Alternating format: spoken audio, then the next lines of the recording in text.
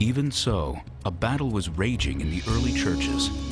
Arius, a monastic from the city of Alexandria, believed that Jesus was the highest created being, but he was not God. In vehement opposition to this opinion was Athanasius, bishop of the Alexandrian Church. It was his passionate belief that Jesus was both man and God. These two men fought fiercely over this one question: was the Savior human, or was he divine? For the sake of his Roman Empire, Constantine needed to solve this bitter dispute once and for all. And thus, 300 years after the Romans executed Jesus, Constantine summoned all the Christian bishops in order to unify the church. The meeting was to take place in his summer palace in the seaside resort of Nicaea in what is today modern Turkey. When he brought all the bishops together at Nicaea, what was on his mind was that they all would agree on the question, the divinity and the humanity of Jesus. How was that to be explained? And the important thing for him was one explanation. So there was a huge pressure on them to agree on something. They had to walk out in agreement. The agreement these bishops would hammer out eventually became known as the Nicene Creed. It declared that Jesus was both man and God. Athanasius, the bishop from Alexandria, had won the day. I believe in one God, Father Almighty, maker of heaven. All of these concepts are in the creed, but they're biblical concepts. So the point then is, let's put together a work, a volume, a book, a codex. Let us now decide what will go into it, into the canon, that can be acceptable to the entire church. Not one piece here, one piece there, to the entire church. One man who was present at the Council of Nicaea was Eusebius, bishop of Caesarea in Palestine. Eusebius was fascinated by Christian antiquities, and he had immersed himself in the manuscripts housed in two nearby Christian libraries, one in Caesarea, another in Jerusalem. The same year the Council of Nicaea met, Eusebius published his church history. In it was a list of 18 books he believed should make up a Christian canon. And what was interesting about that is that he mentions 3 different types of books that people were reading. There were the accepted ones, such as the 4 Gospels, the Acts of the Apostles, Paul's letters. These were all accepted.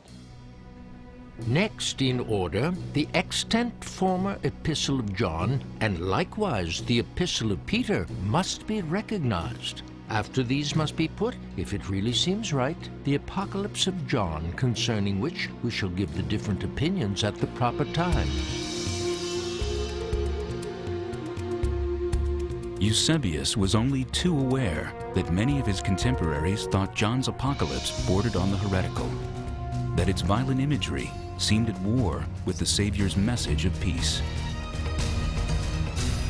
Then a mighty angel took up a stone like a great millstone and threw it into the sea, saying, "With such violence, Babylon, the great city, will be thrown down and will be found no more."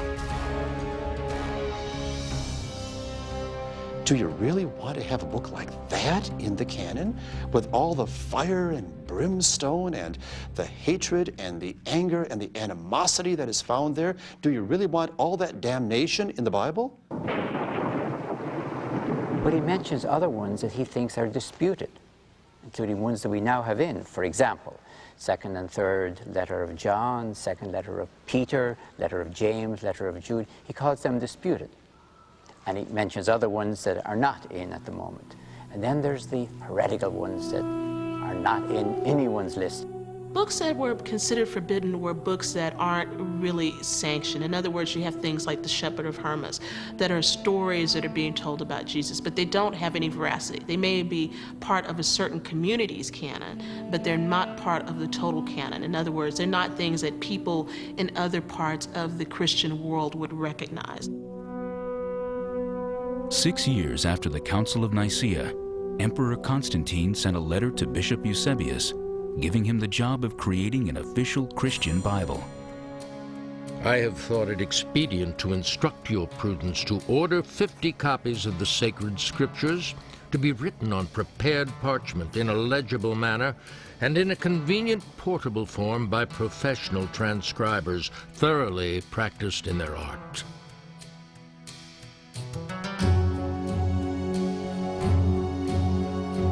Eusebius simply took the list from the church history he had written, 18 books he believed worthy of inclusion, and assembled these into Constantine's Bible. In stark contrast to Marcion's version of a Christian Bible, this volume combined the Hebrew scriptures with a set of Christian manuscripts, an Old and a New Testament. 50 beautiful Bibles done on vellum and parchment for the churches of Constantinople.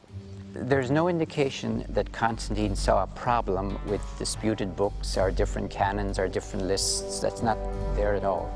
What he seemed to be concerned with is Constantinople, his new capital called after himself, of course, was going to have lots of new churches. He wanted a beautiful Bible enshrined in each of those churches.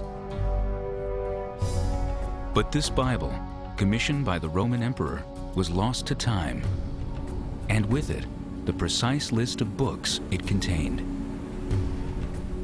There are possibilities. For example, we have 2 4th century codices, books of the Bible, the entire Bible. One is called the Codex Vaticanus because it's in the Vatican. The other is the Codex Sinaiticus, which is in the British Library. It was found at Mount Sinai, St. Catherine's Monastery. And we can't be sure of the contents because there's missing pages. If either of these ancient fragmentary documents are indeed copies of Constantine's Bible, it appears their contents differ from Eusebius's list. There are at least 2 disputed books included in Codex Sinaiticus: The Shepherd of Hermas, a popular book among early Christians, and the Epistle of Barnabas. Yet even after Constantine's beautifully rendered Bibles were sent to the churches in Constantinople, it would be another 40 years before a final list of 27 New Testament books would be officially canonized by the Church.